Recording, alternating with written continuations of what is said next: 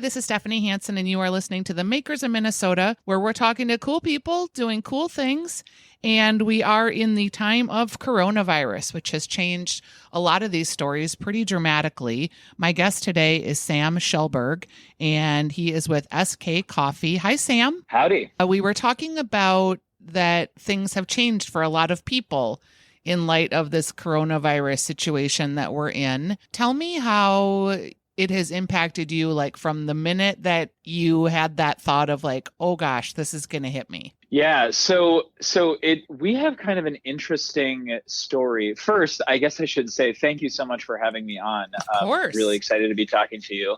And be part of this amazing makers community within Minnesota. When I moved from Boston, I was originally from the Twin Cities. I was living out there, started the business out there, kind of out of my apartment, and had no idea just how fantastic the makers community is here in Minnesota. So anyways, just wanted to I love put to a hear shout out that. there.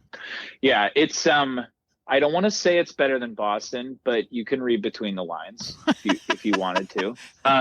But no, it's very good to be back. Anyways, so right into this coronavirus thing, I think what was interesting for us is that we had sought to. I started SK Coffee as a subscription online service. Yep. It was sort of the only way that I could really do business in the beginning, right? I certainly couldn't afford rent in Boston, right? Right, for a coffee shop, sure. Yeah, oh my God, exactly. And not to mention a roastery. It's near impossible to stand up a roastery operation in Boston. But anyways, we started the business as a subscription service, and when I moved the roasting operation back here to the Twin Cities, our identity as a kind of online coffee company. I definitely don't want to say that I was embarrassed of this. By no means at all. It was just like, wow, there's so many awesome coffee houses and coffee shops here. Like, I kind of really want to be like one of these folks, right? But we kind of tried to stay in our lane and really build this foundation. But in recent months, probably over the last 6 months, we've been in conversations with some building developers, Chicago-based actually, but had purchased a large building here in St. Paul from a local developer. And essentially, it's sort of this serendipitous experience where it worked out perfectly for us and for them to start conversations to build a coffee bar and essentially retail roastery in the lobby space of this building. And I don't mind telling you, it is the Vandalia Tower where Lake Monster Brewery is. Oh, yeah. Pica. Yeah. That's an excellent building and an excellent location. Oh, my gosh. It's just so exciting. So many awesome makers, too. I think Excelsior Candles in here, Dapper Wolf Barbershop. I mean, it's just really, really cool stuff. So, we... over the last 6 months, sort of that has been our trajectory, right? And we've been focusing really hard on that and our sort of wholesale business. We kind of see ourselves, we've built a foundation of these sort of 3 sales channels, sort of wholesale, grocery stores, co-ops. We have this coffee bar retail location that is coming. And then we had our online business. And while that online business was the foundation, like I said, over the last 6 months, we've really been focusing on those other 2. And when Corona hit, all this is to kind of come back to your question, which is those 2 channels essentially came to a grinding halt in terms of growing strategy, right? So we're in Kowalski's, we're in the Wedge, Linden Hills, so we're in and Terre Market and some other places. But, growth strategy for all businesses right now is just basically non-existent. Yeah, right? it's stalled because even if you are fortunate enough to have your product in a grocer, the communication has not been awesome. The grocery stores are just doubling down on employees and operations. So it's not like they're hanging out talking about the new vendors they're going to bring in. It's just sort of just stopped. No, exactly. And even I literally right before this this conversation, I made a delivery to one of our Kowalskis, and it was I think everybody you can sense is kind of on edge right now. And there's zero I mention this simply because it's sort of seeping into everybody's lives, right? In unknown and known ways. And just all these, to your point, the conversation was so transactional. I was just like, here's my things, scan them, see you, bye. Yep. And it used to be where I'm talking with the buyer in the back, and we're just conversing, seeing how their weekend was or whatever. And those kind of back end conversations are slowing down, and basically they're just not. We can't have them. They're too busy right now at the grocery stores.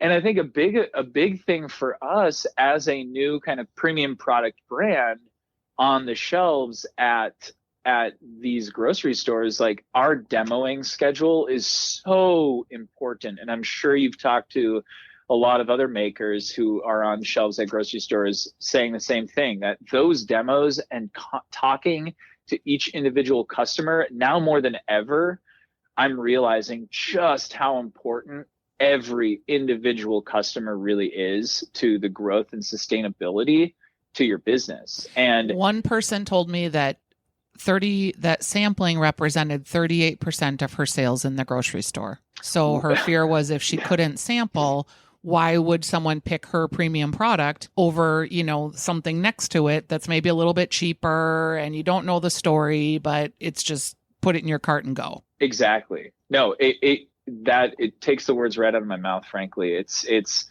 I wish I could say what percentage it is, but certainly those grocery sales have kind of plateaued in a way, just simply because of those conversations. And even, digital, we've been really pushing hard into, so obviously everybody's going digital now. Mm-hmm. And so we've been trying our best into kind of doing digital advertising around specific zip codes or whatever where our grocery store partners are, but still that doesn't quite replicate that in-person conversation that you can have with people at those demos. And so you have a subscription model also. That's where right. People can buy online. How do you create an affinity for your product online? Like, I understand you have beautiful packaging, you have beautiful design elements, and that's probably the start of it. And maybe you can create a lifestyle aesthetic. But I think it's so fascinating that this whole subscription coffee business and this third wave of coffee is happening online. Like, how do you stand out there? Yeah, no, it's a really good question. I think first, to answer, I'll kind of break that up into two answers, I suppose. And really, I want to also mention, there's all these grave things that COVID is bringing, and everybody is, we're kind of limping along. But to find some silver lining, like I said at the beginning, we founded ourselves on this subscription service. So, when this happened, we're like, oh, great, okay, well, switching gears, and like, we got this. Like, we know how to do this. We know how to do subscriptions. This is what we've been doing.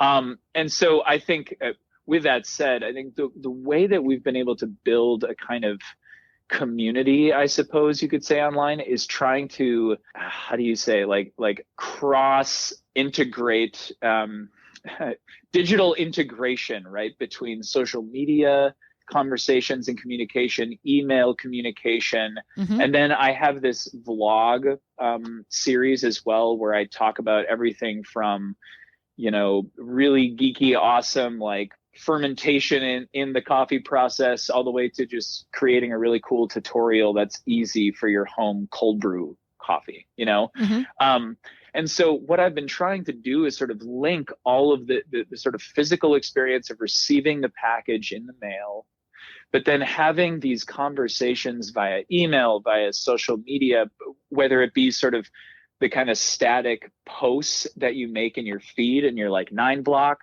but also I've been integrating more live Instagram feeds to kind of get people to see me and know that I am still here guiding their coffee experience. And that's sort of our to then answer your second question, how do you stand out? I think that's where we're trying to create a sort of corner of that market. There's a lot of third party subscription programs like Tradeco is one. Yep. Brothers Coffee, Misto Box is probably the biggest one. And, they have great programs. We're actually in conversations with one of them to potentially get into their rotation. But I think what they're accomplishing is something different. For the person who really wants to try different roasters, those are the best, right? Because that's what they do. They don't roast coffee. They work with roasters to send you something new and interesting every month. What we're trying to do is I don't want to say take it one step further, but it's the same roaster, right? And essentially I'm coming at it with the same perspective and process and methodology. But what I'm trying to guide people through is what I feel is some of the most important aspects of the coffee marketplace, I suppose, is like making coffee the hero, right? This is sort of the internal mantra that we talk about on our team. And what do I mean by this? Well, it's both the farmer and the origin and the region, but it's also about the specific coffee that farmer might be growing or the specific process. So we're bringing people in to show that, like, yeah, you might have a Colombian coffee, but this Colombian coffee and this Colombian coffee taste completely different. And in fact, I'm actually about to unveil a project at the end of this week where we've taken a single variety from the same farmer, same exact lot, same season. Everything is exactly the same about this specific coffee, except this farmer and producer processed it in 3 different ways, and you get dramatically different flavor profiles. That's cool. Yeah. So very cool. Does that make sense? Yeah.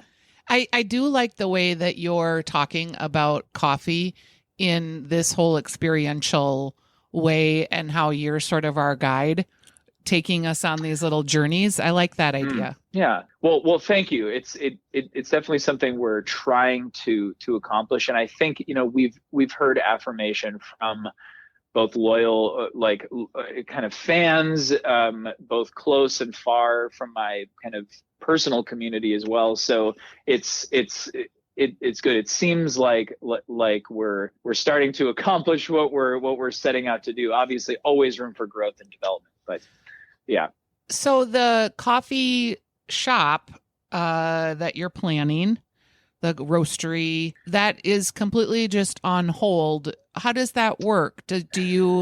Is the development on hold? Is it just that you decide like, hey, we're going to get back to this once we know if anything can even open? I can't imagine the amount of limbo that you're in and the amount of investment that you've put in it already. Yeah. So it's a really good question. We're doing kind of, not to get too far into it, but like it's sort of a unique scenario where we're essentially partnering with the building owners to build this thing. Great. So it's sort of, it's really great because it I don't know, it creates a different type of partnership. Yeah, and it spreads the risk around a little bit.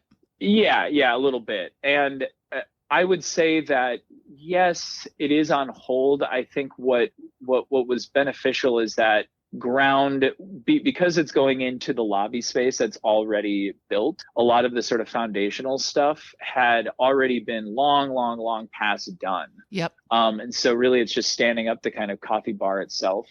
And so, yes, it's definitely in a weird limbo state. And I think both parties, us and our partners, are like, do we actually, we haven't even really discussed it, to be quite honest, because they I think it's this sort of unspoken awareness that it's like, we really probably need to wait until things have become more safe, and healthy yeah, exactly. Because, a coffee bar like this is going to be largely an amenity for this building and this great makers and creative community here in this building. And if nobody could be in the building to work, then, well, why brew coffee? Do you feel like, this is a really weird question, but do you feel like you're fighting for your survival right now? Or do you feel like because you have the subscription model that you're okay with where you're at, but that the growth potential and the vision has just ground to a halt? I would say it's probably somewhere. I believe that to answer your question in this way, I believe that we'll make it through this. I think that definitely does not mean that we are growing by no means, but I think because of the state that we've been in, I think because we're right on the cusp of that like growth period, if that makes sense. Like we have such a small and nimble and a pivot. How do you say that? Pivotable is a word. Pivotable. If it's not now it is, I guess. We have a really pivotable and nimble team, right? So we can kind of scale back a little bit and kind of protect ourselves. And so, yeah, in a way we are struggling like everybody else is, but I will say, like, we don't have 5 cafes that we just had to shut down and furlough 50 to 100 baristas. Have you applied for any of the loans that are being offered? I have not personally, because we're waiting to make sure that the people that are really desperate for that are getting that. Isn't that funny? You're not alone in your assessment of that. I talked to another small business person yesterday who has a shop that's closed and who sells a food product. And she said the exact same thing to me. And I think it's so fascinating that our maker community is that generous, I guess, or selfless. Because I was looking at her from a business standpoint and thinking, wow, you've really suffered a lot of losses here. And she was like so quick to point out the people that really have suffered the losses. You know what I mean? I just thought that was so interesting. And you just echoed exactly what she just said. Yeah, well, certainly those are conversations that we have been having. Again, we I think just because of how we really were careful to create this online business as we were doing all these growth efforts in our retail and our wholesale to create a great like core community of fans and coffee connoisseurs and lovers, frankly, right? But also from a business perspective too, when you have that subscription service, I think this is why so many companies have flooded to that subscription model, right? Is that it's a recurring generating revenue stream, right? That I think is predictable. And so I think that has been really helpful in this time. And like I said, it's the food and beverage industry is so difficult to, profit margins are razor thin. Right. I'm sure you've heard this from a lot of other restaurants. And I just to echo this sentiment, like restaurants who probably are operating, I'm just throwing out a percentage, but I would bet at least half of their output, I would think, right? From a normal operating standpoint. That is tough. That is difficult. And that needs to be helped, I suppose, more at this point. When you look at your point of differentiation, that you're kind of the person that's taking us on this journey to these coffee farms, helping us understand the nuances of coffee. Your design is really remarkable just in the way that the packaging looks and the way your website looks. Do you do that, or did you hire someone to do that? And where did all that aesthetic come together? Yeah, so the actual branding, first of all, thank you. I am so in love with our packaging. I hope that doesn't sound bad. No, to love your own packaging. I don't know. I feel like you should love it, right? If you're out there selling it. But so farmers markets are a great thing for so many reasons. We've done a lot of them, but I've met some really important people in the history of our business through farmers markets. The first was the actual designer of our branding. It was when I was out in Boston, the only farmers market I could qualify for was the dinkiest little farmers market in Harvard Square. Nobody ever showed up. It was a winter farmers market. It was super cute. It was in these little red huts, and it was right across the river from where I lived. And I would just I was singing in a professionally in this church choir down the street from where this market was. Mm-hmm. And my best friend and I would wake up super early in the morning, brew like 5 or 6 air pots. I'd drop him off, help him set up, and then he would sell coffee for 2 hours while I ran down the road, sang, and ran back, and then relieved him, and then I would sell the rest of the farmer's market. We would be lucky to sell like 2 or 3 bags and a couple cups of coffee. I mean, it was, but it was a good experience. It was the first farmer's market we were in. Long story short, I met this wonderful couple named Paulina and Jordan. Mm-hmm. And I had no idea what they did, but they came in one day. They didn't even buy coffee. We just had a great conversation about coffee, and really nothing else, just about coffee, origin, blah, blah. Then I stayed in touch with them. They bought a bag of coffee online. I hand delivered it. We had another great conversation. Still had no idea what they did for a living. And then I had this event, and they came to this event, and I was like, okay, Paulina, Jordan, what do you folks do for work? And she's like, oh, well, I'm one of the lead designers for Jacobin magazine, which is this kind of really beautifully designed political magazine mm-hmm. out of Brooklyn, but she was based out of Cambridge, Mass. And he is a professional documentarian and film producer, and had just come back from Ethiopia, actually, to doing a documentary about this village of runners down there. And I was like, oh my gosh, Paulina, can we please talk? Because we're literally looking to do some design work. I know you got a full-time job, but maybe you'll take on, a side project. Wow, this is a long answer. Sorry, Stephanie, to just say that we clicked, and we essentially hired her, and she and I worked together to try and bring this vision to life in our branding. And what the whole purpose was in this branding, if you notice on our bags and everything, the name of our company is not, it's there, you can find it, but it's sort of in the background, right? It's sort of middle of the stage, if that makes sense, mm-hmm. right? So if you notice, the actual label sits over our name and has the region, the country, and the farmers. All of that stuff is front and center. So it's this design way of getting through what our core mission is. The coffee is the hero. The coffee is the hero. This mantra that we have.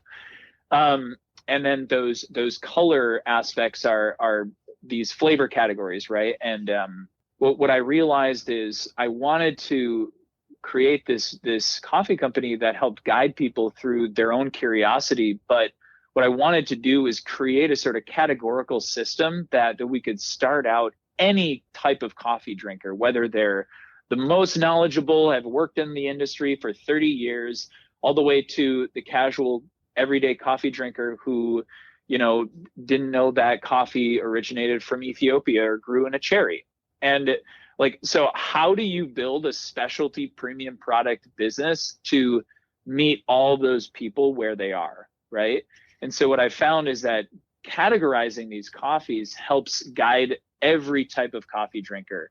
And we tried a bunch of different iterations. And what we realized through kind of market research and talking to customers and talking to coffee drinkers, that people would categorize coffee in sort of 3+1 category, which is smooth, bold, and sweet, right? People could just say, oh, I love sweet coffee. I love smooth coffee. And then we added this unique kind of catch-all to sort of highlight really interesting processes or something that is unique in the process of coffee that goes in there. I think I answered your question, but just try and rein me back. Did I? Yeah, you did. Okay. It was a good story. Great. Good story. Yeah, no, so Polina did the design, but now I'm sort of the webmaster. I've redesigned the website like 6 times because I'm never quite pleased with it. Plus, believe it or not, I'm not a professional web designer. So all the things you have to do as a small business person that you really A, have no business doing, but B, you have to do. Yes. Oh my gosh, absolutely. So well, I'm excited to talk to you. Tell me a little bit about the coffee subscription. So people are listening, want to support your business, they can do that.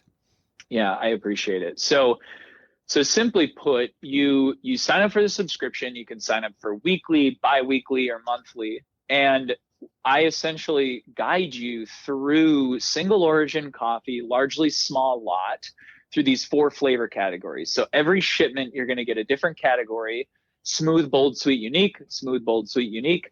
And many times when that category comes back around, it'll be a different coffee in that category. So you could potentially get up to like 24 different single origin coffees in a year if you did a month or a bi-weekly subscription. Something else unique that we do is that we only charge people per shipment. And we try to, there's, I don't want to say reward because that doesn't have a good power dynamic by using that word, but it's like when you sign up for a subscription, like you kind of want like some kind of economic benefit, right? For just sort of having that kind of monthly thing. So we give folks a special price. So essentially it's $17 a shipment, and you're only charged for the shipment that you're receiving. And I only roast to order, so you will get that coffee either the day before or the day of your payment, basically. So so it's a quick turnaround, great guide through single origin, unique special coffees through these 4 flavor categories. All right. I love it. And how much is each subscription? $17. That's it. You don't have to pay nothing, no kind of forward paying or anything. It's just you start at 17 and the truck starts moving and we just explore. Keep going from there. I love it. Exactly. And Instagram, people can follow you where? s.k.coffee on Instagram, Facebook if you're on there, SK Coffee Please. And same name, skcoffeeplease.com is our website. All right, Sam, I appreciate your being a guest. I look forward to seeing how you evolve. And if the lobby coffee shop idea takes hold, because I think it would be a great asset to that building and to all those makers there. Thank you for being such a great part of our maker community and recognizing how unique it is here. You've got the perspective of having been in a couple of maker communities, and this maker community of Minnesota folks is pretty great. I agree. Stephanie, thank you so much. Thanks, Sam. And thank you. Okay, we'll talk to you soon. All right. Bye-bye.